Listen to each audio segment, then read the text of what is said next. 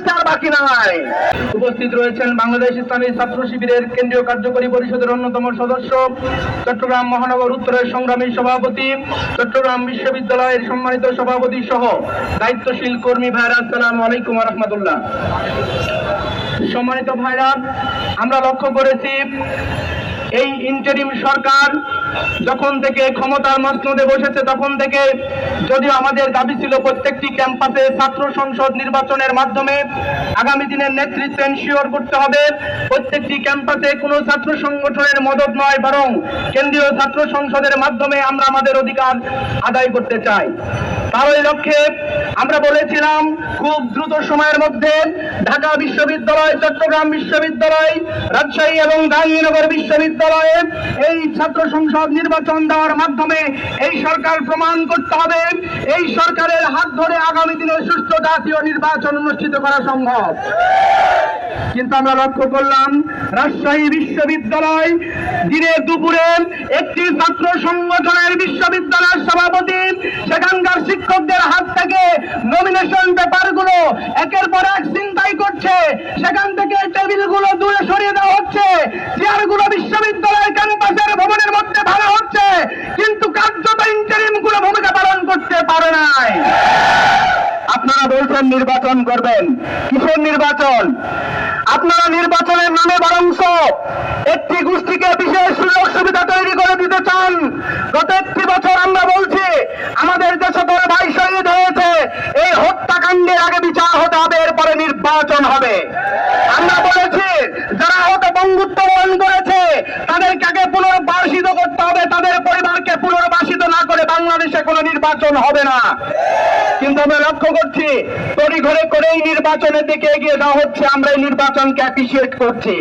কিন্তু আমরা লক্ষ্য করছি এই নির্বাচনের কথা সরকার মুখে বললেও তাদের মদতপুষ্ট রাজনৈতিক সংগঠন এবং ছাত্র সংগঠনের হাত দিয়ে সারা দেশে যারা নির্বাচন বাঞ্ছনের জন্য ষড়যন্ত্র করছে, এই ষড়যন্ত্র মনে হয় বাংলাদেশের মানুষ বুঝতে আর বাকি নাই।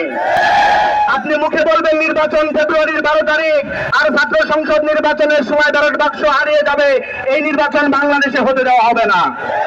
আপনি যদি ব্যালট বাক্স চিন্তায় ঠেকাতে না পারেন, আপনি যদি ডাকসু নির্বাচন দিতে না পারেন, তাহলে আমার মনে হয় আপনার হাত ধরে বাংলাদেশের 18 কোটি মানুষ নির্বাচন যেভাবে ইতিপূর্বে তারা নির্বাচনের এই যে কেন্দ্রে যেতে পারে নাই, ঠিক তেমনি ভাবে তারা স্বপ্নও দেখতে পারে না যে নির্বাচন হবে।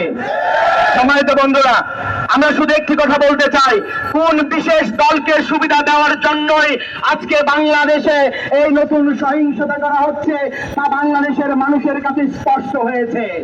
আজকে যারা নির্বাচন দাবি করছে কিন্তু গত একটি বছর এই সরকারের সচিবালয় থেকে শুরু করে একদম ওয়ার্ড পর্যন্ত সুবিধা গ্রহণ করার জন্য একের পর এক লবিং করেছে, তাই বাংলাদেশে নির্বাচন চায় না, কিন্তু দেশের 18 কোটি মানুষই নির্বাচন চায়। আমরা বলতে চাই ছাত্রদের যদিও বাংলাদেশে এই গণতন্ত্রের কথা বলা হয়, কিন্তু বাংলাদেশে যতবার গণতন্ত্রের মুখ থুবড়ে পড়েছে ততবারই বাংলাদেশের সবচেয়ে বড় গণতন্ত্রের হাবে পরিণত হয়েছে বিশ্ববিদ্যালয় ক্যাম্পাসগুলো। আজকে বিশ্ববিদ্যালয় ক্যাম্পাসগুলোতে পার্শ্ববর্তী সন্ত্রাসীদের দ্বারা আক্রমণ করে সেখানে শিক্ষার সুষ্ঠু পরিবেশ, গণতান্ত্রিক চর্চার অবস্থান সেখানে একদম ধূলিসাৎ করে দেওয়ার মাধ্যমে আবার নতুন করে যে ষড়যন্ত্র শুরু হয়েছে, এই ষড়যন্ত্রের আমরা তীব্র প্রতিবাদ এবং আমরা এখান থেকে নিন্দা জানাচ্ছি। আমরা আমার বন্ধু প্রতিম সংগঠনকে বলতে চাই, তাদের যে নামই হোক আপনারা তাদের নাম জানেন, আমরা বলতে চাই গায়ের শক্তি দেখাতে আসবেন না। গায়ের শক্তি দিয়ে সেই ছাত্রলীগও চেষ্টা করেছিল সেদিন যাতে দিয়ে থাকবে, কিন্তু ছাত্রলীগও টিকে থাকতে পারে নাই। সুতরাং যদি মনে করেন গায়ের শক্তিতেই টিকে থাকবেন তাহলে মনে হয় আপনি ভুল দিকে আগাচ্ছেন।